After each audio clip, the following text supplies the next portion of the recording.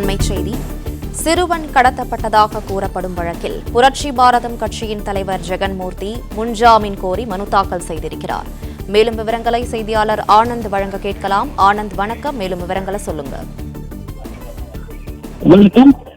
சிறுவன் கடத்தல் தொடர்பான வழக்கில் புரட்சி பாரதம் கட்சியின் தலைவர் ஜெகன்மூர்த்தி முன்ஜாமீன் கோரி சென்னை உயர்நீதிமன்றத்தில் மனு தாக்கல் செய்திருக்கிறார். இந்த வழக்கு அவசர வழக்காக இன்று மாலை விசாரணைக்கு எடுத்துக் கொள்ளப்படுகிறது.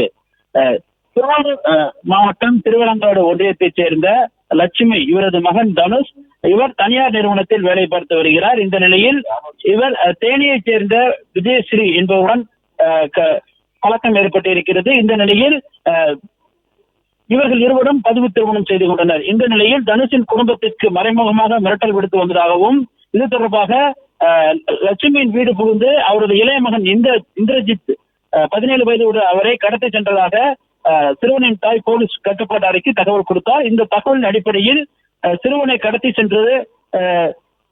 அழைத்து சென்றது தொடர்பாக வழக்கு பதிவு செய்தது. இந்த நிலையில் சிறுவன் கடத்தல் தொடர்பாக புரட்சி பாரதம் கட்சியின் தலைவரும் கேவி குப்பம் தொகுதி எம்எல்ஏமான பூவை ஜெகன்மூர்த்திக்கு தொடர்பு இருப்பதாக கூறி போலீஸ் தரப்பில் கூறப்படுகிறது. இந்த நிலையில் நேற்று ஜெகன்மூர்த்தியின் விசாரணை நடத்த திருவள்ளூர் அடுத்த அவருடைய வீட்டிற்கு சென்ற பொழுது திருவள்ளூர் துணை போலீஸ் சூப்பரண்டு தமிழேசி தலைமையிலான போலீசார் இருந்தனர். இதற்கு அப்பொழுது எம்எல்ஏ வீட்டின் முன் நின்றிருந்த அவருடைய ஆதரவாளர்கள் அவர்களை உள்ளே செல்ல விடாமல், காவல்துறை உள்ளே செல்ல விடாமல் தடுத்ததாக கூறப்படுகிறது.